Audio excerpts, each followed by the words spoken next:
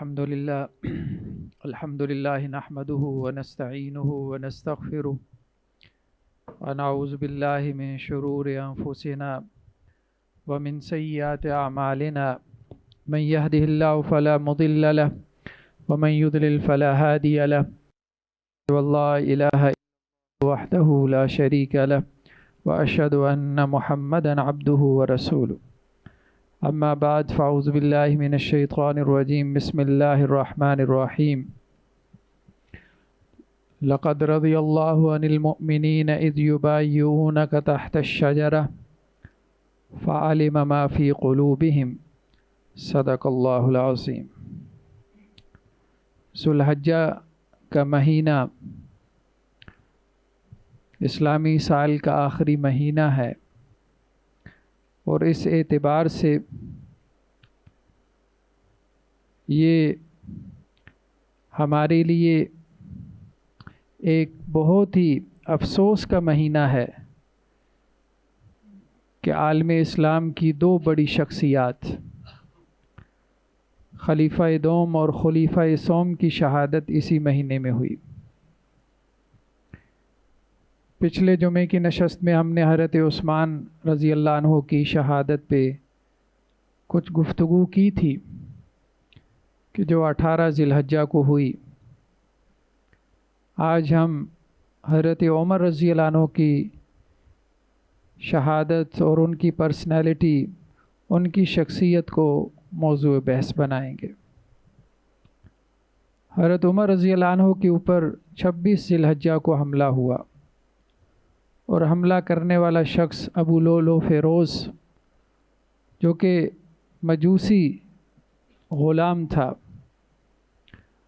اور اس نے بھی ایک ایسے خنجر سے حملہ کیا جو 2 دھاری خنجر تھا، اور زہر کے اندر اس کو بجھا کے حملہ کیا۔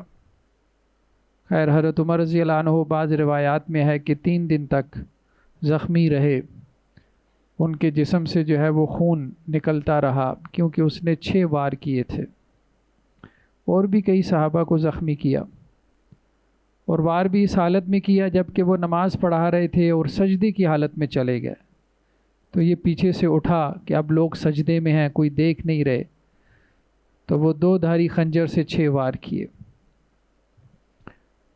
تو حضرت عمر رضی اللہ عنہ کو پہلے ہی اس کی طرف سے شک تھا، تو انہوں نے اس وقت کہا کہ کتے نے مجھے مار دیا۔ تو پھر ایک اور صحابی نے آگے بڑھ کے نماز کو مکمل کروایا، اور اسی دوران اس نے صحابہ نے جب اس کو پکڑنے کی کوشش کی تو کئی اور صحابہ کو بھی اس نے زخمی کر دیا۔ خیر، بہرحال حضرت عمر رضی اللہ عنہ کی شخصیت بہت جامع شخصیت ہے۔ جب ہم احادیث کا مطالعہ کرتے ہیں تو ہمیں یہ محسوس ہوتا ہے کہ جیسے فضائل، جیسے منقبت حضرت عمر رضی اللہ عنہ کی مروی ہے، ویسے کسی اور صحابی کی نہیں۔ اگرچہ اسلام لانے میں انہوں نے دیر کر دی، کچھ 6 نبوی میں، نبوت کے 6 برس بعد انہوں نے اسلام قبول کیا، انہوں نے بھی اور اللہ کے نبی صلی اللہ علیہ وسلم کے چچا حضرت حمزہ نے، اور دونوں ہی پھر اسلام کے لیے بہت مفید ثابت ہوئی۔ یہاں تک کہ بعض مغرب کے ہسٹورینز ہیں، مورخین ہیں، انہوں نے یہاں تک لکھا کہ اگر اسلام کو ایک اور عمر مل جاتا تو آج پوری دنیا کے اوپر اسلام کا راج ہوتا۔ تو حضرت عمر رضی اللہ عنہ کی جو صلاحیتیں، جو ان کے اندر سکل تھی، جو ان کے اندر انتظامی صلاحیتیں تھیں، اس میں کوئی دو رائے نہیں، اس میں کوئی شک نہیں۔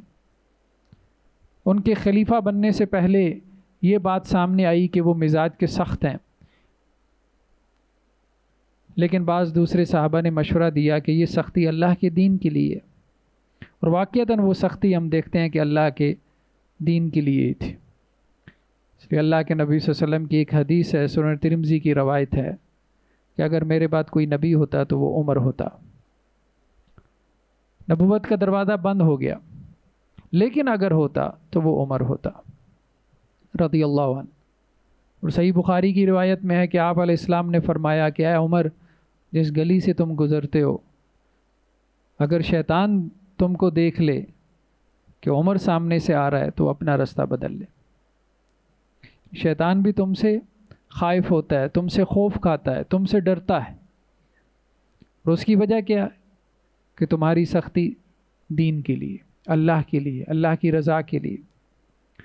صحیح بخاری کی ایک روایت میں ہے کہ آپ علیہ السلام نے فرمایا کہ میں نے خواب دیکھا، اور خواب میں نے اپنے مختلف صحابہ کو دیکھا، انہوں نے قمیصیں کرتے پہن رکھے ہیں. کسی کی قمیص چھوٹی سی ہے، کسی کی اس سے بڑی، کسی کی اس سے بڑی، کسی کی قمیص اس کے گھٹنوں تک آ رہی ہے، کسی کی اس سے بھی چھوٹی ہے. تو عمر کو میں نے دیکھا کہ ان کی قمیص جو ہے وہ ان کے پاؤں تک ہے، اتنا لمبا کرتا انہوں نے پہنا ہوا ہے. تو صحابہ نے عرض کی اللہ کے رسول صلی اللہ علیہ وسلم آپ اس کی کیا تعبیر کرتے ہیں؟ تو آپ علیہ السلام نے فرمایا دین، یعنی لمبا کرتا، لمبی قمیص، یہ بڑی دینداری کی نشانی. تو عمر کی دینداری بڑی ہے. اسی طرح ایک اور روایت میں ہے صحیح بخاری کی کہ آپ علیہ السلام نے فرمایا میں نے خواب میں دیکھا کہ مجھے ایک پیالے میں کچھ دودھ پینے کے لیے دیا گیا، تو میں نے اس میں سے پیا اور سیراب ہو کے پیا. پھر اس کے بعد وہ بچ گیا، تو میرے پاس عمر تھے، تو میں نے وہ پیالہ عمر کو پکڑا دیا، یہاں تک کہ عمر نے بھی اس دودھ میں سے پیا. تو صحابہ نے پوچھا اللہ کے رسول اللہ آپ اپنے اس خواب کی کیا تعبیر کریں گے؟ تو اللہ کے نبی صلی اللہ علیہ وسلم فرمایا وحی کا علم، وحی کا علم، یعنی جس سورس سے، جس وحی کے چشمے سے مجھے اللہ تعالیٰ نے سیراب کیا نبی کریم صلی اللہ علیہ وسلم کو، اسی سے اللہ تعالیٰ نے عمر رضی اللہ عنہ کو بھی سیراب کیا، اسی سے اللہ نے ان کو بھی علم دیا. اس لیے صحیح بخاری کی روایت میں ہے کہ پچھلی قوموں میں محدث ہوتے تھے. محدث کا مطلب ہے جس سے اللہ تعالیٰ کلام کرے. وہ نبی نہیں ہوتے تھے لیکن محدث ہوتے تھے، یعنی اللہ تعالیٰ ان سے گفتگو کرتا تھا. جیسے موسیٰ علیہ السلام کی والدہ، اللہ نے ان سے گفتگو کی. مریم علیہ السلام کی والدہ، اللہ نے ان سے گفتگو کی، وہ نبی نہیں تھے. تو آپ علیہ السلام نے فرمایا کہ میری امت کے محدث عمر ہے رضی اللہ عنہ. اور بعض روایات میں خود حضرت عمر رضی اللہ عنہ سے یہ مروی ہے کہ وہ یہ کہتے ہیں کہ کئی ایک معاملات ایسے ہیں کہ جس میں قرآن نے میری سوچ کی موافقت کی، یعنی میں نے سوچا اور میں نے اللہ کے نبی صلی اللہ علیہ وسلم کو تجویز دی، سجیشن دی کہ ایسا ہو جانا چاہیے، اور قرآن اس کے مطابق نازل ہو گیا. میں نے اللہ کے نبی صلی اللہ علیہ وسلم سے کہا کہ مقام ابراہیم پہ نماز پڑھنی چاہیے، تو قرآن اس کے مطابق نازل ہو گیا واتخذوا من مقام ابراہیم مصلی، کہ مقام ابراہیم کو نماز پڑھنے کی جگہ بنا لو. تو اب ہر طواف کے بعد 2 رکعت نفل نماز مقام ابراہیم پہ پڑھی جاتی ہے. میں نے سوچا کہ اللہ کے نبی صلی اللہ علیہ وسلم کی ازواج گھر سے باہر نکلتی ہیں، ان کو پردہ کرنا چاہیے، فیس کور کرنا چاہیے، منہ چھپانا چاہیے، نقاب کرنا چاہیے. اس سے پہلے عربوں میں رواج نہیں تھا فیس کورنگ کا، تو اللہ تعالیٰ نے اس کے مطابق آیات نازل کر دی. یا ایھا النبی کل ازواجک و بناتک و نساء المؤمنین یدنین علیہن من جلابیبہن. اے نبی صلی اللہ علیہ وسلم آپ اپنی بیویوں کو، اپنی بیٹیوں کو اور مسلمان عورتوں کو حکم دیں کہ جب وہ اپنے گھروں سے باہر نکلیں تو اپنے چادروں کو اپنے چہروں کے اوپر لٹکا لیا کریں، یعنی اپنا گھونگھٹ نکال لیا کریں. اسی طرح غزوہ بدر کے قیدیوں کے بارے میں اللہ کے نبی صلی اللہ علیہ وسلم نے حضرت ابو بکر سے مشورہ کیا. 70 کے قریب ان کے مارے گئے تھے بدر میں، 70 قیدی بن گئے تھے مشرکین مکہ. حضرت ابو بکر نے کہا کہ ہمارے رشتہ دار ہیں، فدیہ لے کے چھوڑ دیتے ہیں، اللہ تعالیٰ ان کو ہدایت دے گا، آج نہیں تو کل. حضرت عمر رضی اللہ عنہ نے کہا اللہ کے رسول صلی اللہ علیہ وسلم آج چھوڑ دیا، اگلی دفعہ اگلے سال پھر جنگ کے لیے آ جائیں گے. میرا تو یہ مشورہ ہے کہ جس کا جو رشتہ دار ہے وہ خود اس کی گردن اتار دے. حضرت عمر رضی اللہ عنہ کے مشورے کے مطابق قرآن مجید نازل ہو گیا، لیکن اللہ کے نبی صلی اللہ علیہ وسلم اس سے پہلے ان کو چھوڑنے کا فیصلہ کر چکے تھے، تو اس لیے وہ بدر کے قیدیوں کو فدیہ لے کے چھوڑ دیا گیا تھا. پھر اس پہ اللہ کی طرف سے قرآن نازل ہوا کہ نہیں، یہ ڈیسیژن اس طرح سے نہیں، اس طرح سے ہونا چاہیے تھا. اس لیے سورہ ترمذی کی روایت ہے کہ اللہ کے نبی صلی اللہ علیہ وسلم فرمایا کہ اللہ تعالیٰ نے حق کو عمر کی زبان کے اوپر جاری کر دیا. تو حضرت عمر رضی اللہ عنہ کے بہت سے فضائل ہیں، بہت سے فضائل ہیں۔ احادیث کے اندر دیکھیں تو جو ان کی فضیلت اور منقبت ملتی ہے وہ کسی اور صحابی کی نہیں ملتی۔ اللہ کے نبی صلی اللہ علیہ وسلم کی ایک اور حدیث ہے کہ جس میں آپ علیہ السلام نے فرمایا مختلف صحابہ کے بارے میں، آپ علیہ السلام نے فرمایا نعم الرجل ابو بکر، ابو بکر بہت ہی خوب آدمی ہیں، نعم الرجل عمر، عمر بہت ہی خوب آدمی۔ تو اس طرح کی بہت ساری روایات ہمیں مل جاتی ہیں، یہاں تک کہ محمد بن حنفیہ جو حضرت علی رضی اللہ عنہ کے بیٹے تھے، انہوں نے اپنے والد حضرت علی رضی اللہ عنہ سے پوچھا، یہ بھی صحیح بخاری کی روایت ہے، کہ آپ کی کیا رائے ہے کہ اللہ کے نبی صلی اللہ علیہ وسلم کے بعد سب سے افضل کون ہے؟ تو حضرت علی رضی اللہ عنہ نے کہا کہ اللہ کے رسول کے بعد سب سے افضل اس امت میں ابو بکر ہیں۔ پھر محمد بن حنفیہ انہوں نے دوسرا سوال کیا اپنے والد حضرت علی سے کہ اس کے بعد؟ تو حضرت علی رضی اللہ عنہ نے کہا کہ حضرت ابو بکر کے بعد پھر عمر ہے۔ تو محمد بن حنفیہ کہتے ہیں اس کے بعد میں خاموش ہو گیا۔ تو حضرت عمر رضی اللہ عنہ کا جو دور خلافت ہے، اگر ہم اس کا مطالعہ کریں تو جیسی ایڈمنسٹریشن، جیسا عدل، جیسی رعایا کی خبرگیری، جیسا انصاف، جیسی عاجزی اور انکساری، جیسا نظام ان کا تھا، ویسا ہمیں اس سے پہلے یا اس سے بعد میں دیکھنے کو نہیں ملتا۔ صحیح بخاری کی روایت میں ہے کہ حضرت عمر رضی اللہ عنہ کے پاس مال غنیمت میں کچھ چادریں آئیں، تو حضرت عمر رضی اللہ عنہ نے فرمایا کہ میں یہ چادریں جو ہے وہ مدینہ کی عورتوں میں تقسیم کرنا چاہتا ہوں۔ تو کسی نے مشورہ دیا کہ آپ کی زوجیت میں حضرت ام کلثوم رضی اللہ عنہ، جو کہ حضرت علی رضی اللہ عنہ کی بیٹی بھی تھی، اللہ کے رسول صلی اللہ علیہ وسلم کی نواسی بھی تھی، تو آپ مال غنیمت کی ان چادروں میں سے ان کو بھی عنایت کریں۔ تو حضرت عمر رضی اللہ عنہ نے اس بات کو پسند نہیں کیا۔ حضرت عمر رضی اللہ عنہ خود بھی اس بات سے بچتے تھے کہ بیت المال سے یا مال غنیمت میں سے اپنے خاندان کے لیے کچھ وصول کریں۔ پھر حضرت عمر رضی اللہ عنہ نے کہا کہ فلاں فلاں صحابیہ کو بلا لاؤ، ام سلیت کو بلا لاؤ، میں نے احد میں دیکھا کہ وہ وہاں کے زخمیوں کو پانی پلا رہی تھی، جسے کہتے ہیں کہ صحیح میرٹ کے اوپر لوگوں کے اندر مال کو تقسیم کرنا، امانت کو تقسیم کرنا، یہ چیز ہمیں ان میں بہت نظر آتی ہے۔ ایک مرتبہ ان کے دور خلافت میں قحط پڑ گیا، تو قحط سالی کے اندر حضرت عمر رضی اللہ عنہ نے اپنے لیے لازم کر لیا کہ میں اور میرے خاندان کے لوگ گوشت نہیں کھائیں گے جب تک قحط سالی ختم نہیں ہو جاتی۔ تو ایک دن انہیں اپنے گھر میں جو ہے وہ گوشت کے بھوننے کی خوشبو آئی۔ جب انہوں نے خوشبو کو محسوس کیا تو اپنے غلام اسلم کو کہا کہ دیکھ کے آؤ یہ گوشت کہاں بن رہا ہے۔ تو وہ غلام گیا اور جا کے اس نے دیکھا کہ حضرت عمر کے بیٹے عبید اللہ ایک بکری کا بچہ بھون رہے تھے۔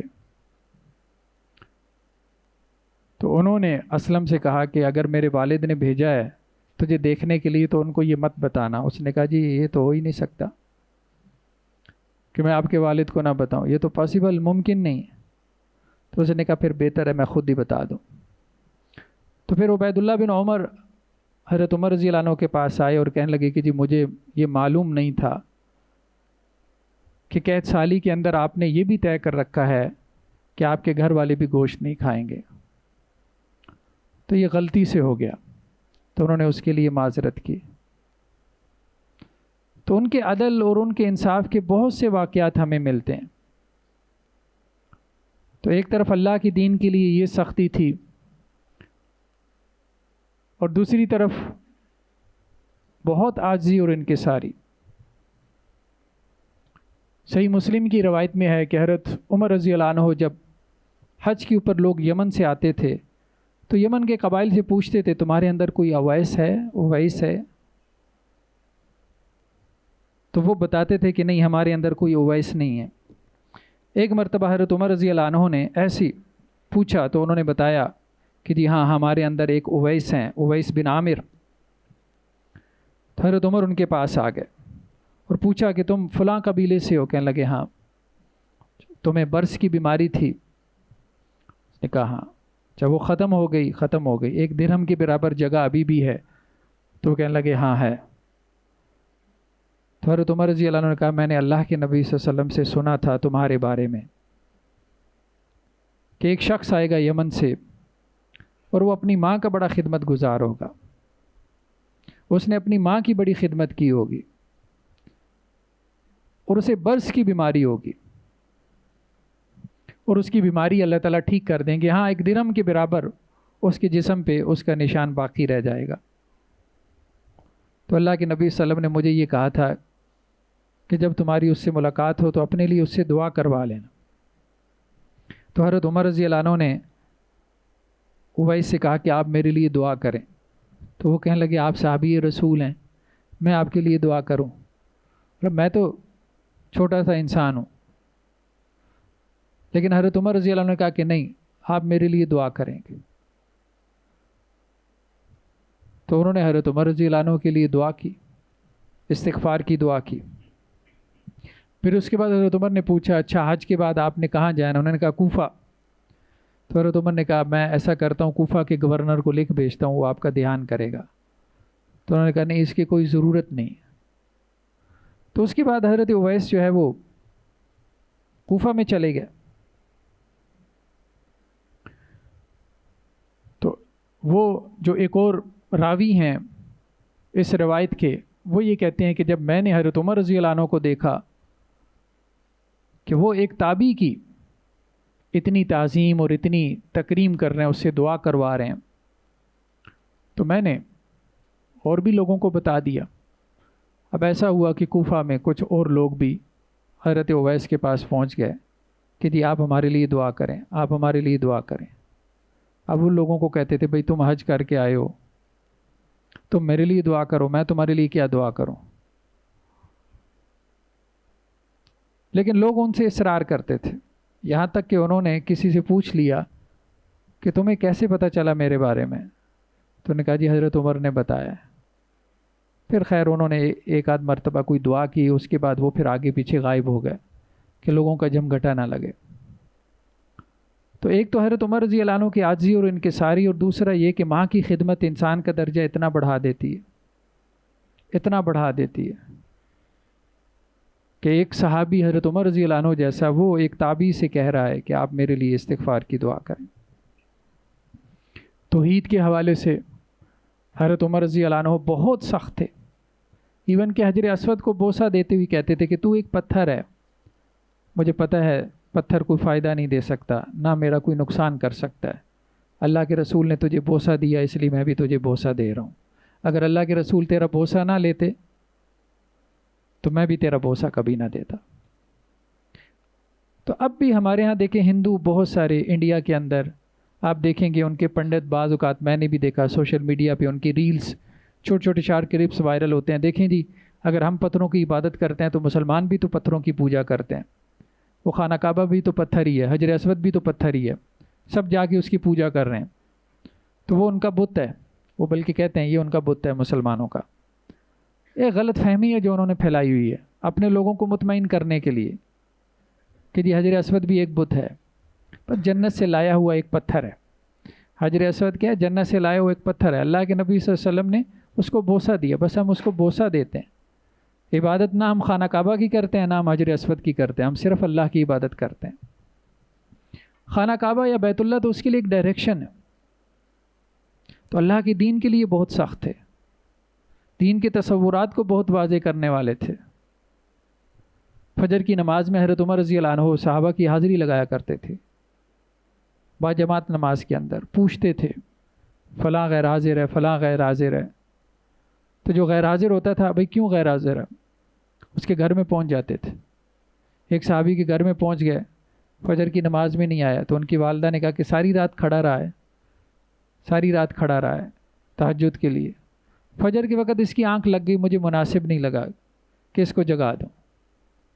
تو حضرت عمر رضی اللہ عنہ نے کہا مجھے زیادہ پسند ہے کہ ساری رات کھڑے رہنے سے بہتر ہے کہ صبح فجر میں ہمارے ساتھ مسجد میں حاضر ہو, جماعت کے ساتھ فجر کی نماز پڑھے. یہ زیادہ بہتر ہے بنسبت اس کے کہ ساری رات کھڑا رہے اور فجر کی نماز مس کر دے.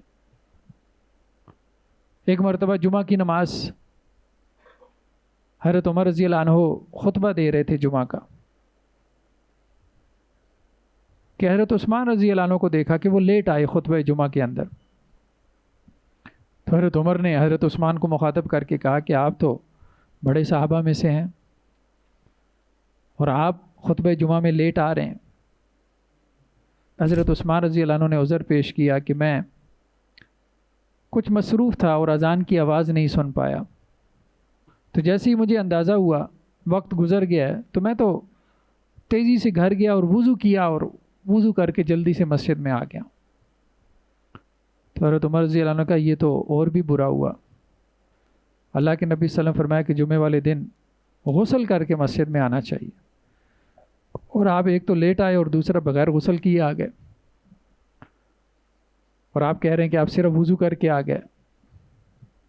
تو حضرت عمر رضی اللہ عنہ اپنے قریبی جو صحابہ, جو کبار صحابہ تھے, پوچھتے رہتے تھے ان کے بارے میں, رایا کی خبر گیری کرتے تھے. ایک مرتبہ اپنے گھر سے باہر نکلے, چونکہ راتوں کو گشت کرتے تھے اور عموماً ان کا غلام اسلم ان کے ساتھ ہوتا تھا.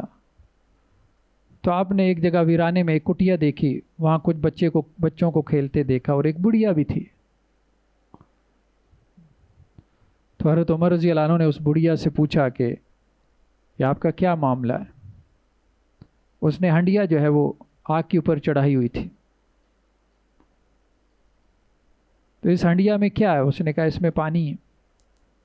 بچے میرے جو ہے وہ کئی دنوں سے بھوکے ہیں اور ان کو مطمئن کرنے کے لیے میں نے پانی جو ہے وہ آگ کے اوپر چڑھا رکھا ہے کہ ہنڈیا یا کھانا تیار ہو رہا ہے, جیسی تیار ہوگا میں تمہیں دے دوں گی, تاکہ یہ اطمینان سے سو جائیں. اور ہمارے حکمران عمر کو کوئی خبر ہی نہیں کہ ہمارے ساتھ کیا ہو رہا ہے. تو حضرت عمر رضی اللہ عنہ نے جب یہ بات سنی تو فوراً اپنے غلام اسلم کو کہا کہ میرے ساتھ چلو. بیت المال میں گئے اور وہاں سے سامان اکٹھا کیا, آٹا, گھی اور اس طرح کی بہت ساری چیزیں کھانے پینے کی, اور اس کی ایک بورا بنایا. تو غلام نے کہا کہ میں اٹھا لیتا ہوں. تو حضرت عمر رضی اللہ عنہ نے کہا کہ کیا قیامت والے دن میرے گناہوں کا بوجھ تم اٹھاؤ گے؟ اور پھر خود وہ اپنے کندھے کے اوپر سوار کیا اور اس کو لے کر آئے اور وہاں بیٹھ کے اس اماں کو جو ہے وہ کھانے کی چیزیں دی, بلکہ اس کو کہا کہ تم اپنے بچوں کو سنبھالو تو میں آگ جلاتا ہوں. تو حضرت عمر رضی اللہ عنہ نے آگ جلائی. آگ جلانے کے بعد جو ہے وہ اس کے اوپر کھانا تیار کیا. کھانا تیار کرنے کے بعد پھر بچوں کو پیش کیا. خود اسلم کہتے ہیں کہ آپ سائڈ پہ بیٹھ گئے اور پھر بچے جب پیٹ بھر کے انہوں نے کھا لیا اور وہ کھیلنے لگ گئے تو حضرت عمر رضی اللہ عنہ نے کہا کہ اب چلتے ہیں. میں نے جیسے ان کو روتے دیکھا تھا تو اب ان کو ہنستا کھیلتا دیکھ کے مجھے خوشی ہو رہی. اور ساتھ میں اس اماں سے کہا کہ آپ عمر کے پاس جائیں اور اس سے مطالبہ کریں. تو وہ کہنے لگی عمر سے تو تم کئی گنا بہتر ہو, میرا تو دل کرتا ہے کہ تمہارے جیسا خلیفہ ہونا چاہیے. تو حضرت عمر نے اسے کہا کہ دیکھو میں جو تمہیں مشورہ دے رہا ہوں تم وہی کرو, تم اس کے پاس جاؤ, عمر کے پاس جاؤ اور مجھے تم وہاں پاؤ گی, میں تمہیں وہاں ملوں گا اگر تم مجھے اچھا انسان سمجھتی ہو, مطلب میں تمہاری سفارش کر دوں گا اس سے, تو وہ تمہارے لیے کوئی وظیفہ لگا دے گا. تو رعایا کی بہت زیادہ خبر گیری کرنے والے تھے حضرت عمر رضی اللہ عنہ, اور عدل و انصاف. حضرت ابو موسیٰ اشعری رضی اللہ عنہ, ان کو بصرہ کا گورنر بنایا حضرت عمر رضی اللہ عنہ نے. تو ایک شخص جو کہ بہت بہادر تھا اور اس کی جنگوں کے اندر کافی کارنامے تھے، تو اس نے جنگ کے بعد حضرت ابو موسیٰ اشعری رضی اللہ عنہ سے مطالبہ کیا کہ مجھے زیادہ مال غنیمت دیا جائے، کیونکہ میں نے جنگ میں کافی زیادہ دشمن کا نقصان کیا۔ تو حضرت ابو موسیٰ اشعری نے کہا کہ جو میں تمہیں دے رہا ہوں وہ لے لو۔ اس نے کہا نہیں، میں نے اس پہ راضی نہیں ہونا۔ وہ بات بڑھ گئی تو حضرت ابو موسیٰ اشعری نے اس کو 20 کوڑے لگوائے اور اس کے بال بھی منڈوا دیے۔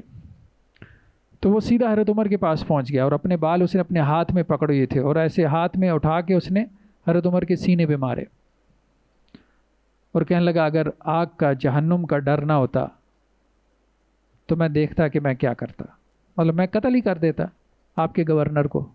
یہ تو آخرت کا ڈر ہے جس نے مجھے روکا ہوا ہے۔ تو حضرت عمر نے کہا تم ٹھیک کہہ رہے ہو، ہم سب کو آخرت کے ڈر نے روکا ہوا۔ پھر حضرت ابو موسیٰ اشعری رضی اللہ عنہ کو خط لکھا اور کہا کہ اگر مجمع میں اس کو 20 کوڑے لگائے ہیں تو یہ تمہیں 20 کوڑے مجمع میں لگائے گا، اگر تم نے تنہائی میں اس کو 20 کوڑے لگائے ہیں تو یہ آپ کو تنہائی میں 20 کوڑے لگائے گا۔ وہ یہ خط لے کے حضرت ابو موسیٰ اشعری کے پاس پہنچ گیا۔ پھر لوگوں نے اس کو کافی سمجھایا بجھایا کہ باز آ جاؤ، گورنر ہیں۔ اس نے کہا نہیں۔ پھر جب ابو موسیٰ اشعری رضی اللہ عنہ بیٹھ گئے قصاص دینے کے لیے تو پھر اس نے کہا کہ میں نے اللہ کے لیے معاف کیا۔ تو اس طرح سے اپنے گورنرز کو، اپنے عاملین کو مسلسل جو ہے ان کے اوپر چیک اینڈ بیلنس رکھتے تھے حضرت عمر رضی اللہ عنہ، اور خود بہت ہی سادہ زندگی۔ حضرت حسن بصری جو کہ جلیل القدر تابعین میں سے ہیں، وہ یہ کہتے ہیں کہ آپ کے تہمد میں 12 کے قریب پیمند تھے اور ان میں سے کئی ایک چمڑے کے تھے۔ اور یہی معاملہ ہوا جب فلسطین فتح ہوا، تو اس وقت بھی حضرت عمر رضی اللہ عنہ کا معاملہ کیا تھا کہ غلام کے ساتھ فلسطین کی طرف گئے، کیونکہ انہوں نے یہ شرط عائد کی تھی کہ ہم یہ چابیاں آپ کے خلیفہ کے حوالے کریں گے۔ اور رستے میں کبھی غلام سوار ہوتا تھا اونٹ پہ، کبھی حضرت عمر سوار ہوتے تھے۔ اور جب ایران فتح ہوا تو وہاں کا جو گورنر تھا، بڑا سپہ سالار تھا، وہ ڈھونڈتا ڈھونڈتا مدینہ آ پہنچا اور پوچھنے لگا کہ تمہارا خلیفہ کون ہے، اس کا گھر کدھر ہے؟ میں نے کہا بھائی گھر تو اس کا کوئی بڑا قصر یا محل نہیں ہے، چھوٹا سا گھر ہے۔ تو وہ گھر میں بھی نہ ملے تو کسی نے بتایا کہ یہاں قریب میں دیکھو، تو وہ نکلتا ہے ایک ویرانے میں ایک درخت کے نیچے اس نے دیکھا کہ حضرت عمر رضی اللہ عنہ اپنے ہاتھ کا سرہانہ بنا کے سوئے ہوئے تھے۔ تو اب وہ ایران میں اپنے بادشاہوں کو دیکھ چکا تھا، تو اس نے کہا کہ اگر ایسا خلیفہ اور ایسا حکمران ہو تو اللہ کی قسم یہ لوگ تو پوری دنیا پہ حکمرانی کریں۔ تو بہرحال صحابہ کرام کی زندگیوں کا ہمیں مطالعہ کرنا چاہیے، ان کی اس دین کے لیے بڑی قربانی ہے۔ قرآن میں اللہ تعالیٰ بار بار یہ کہتے ہیں کہ ان کے اسوہ کی اتباع کرو، ان کے رستے اور ان کے نقش قدم کے اوپر چلو۔ تو وہ تبھی پاسبل ہے، تبھی ممکن ہے جب ہم ان کی زندگیوں کا مطالعہ کریں۔